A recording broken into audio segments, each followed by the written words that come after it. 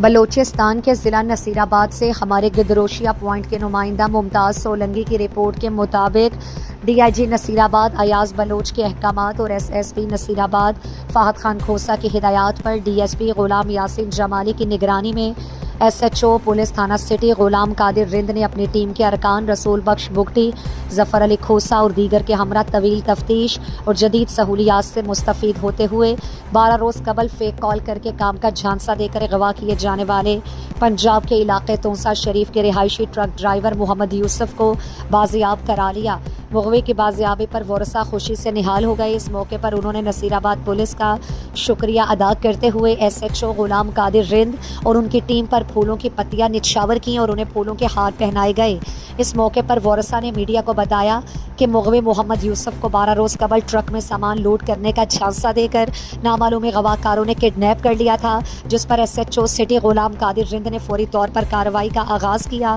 اور تفتیشی مہارت سے ملزمان کا سراغ لگانے میں کامیاب ہو گئے۔ بالآخر محمد یوسف کو بازیاب کرا لیا۔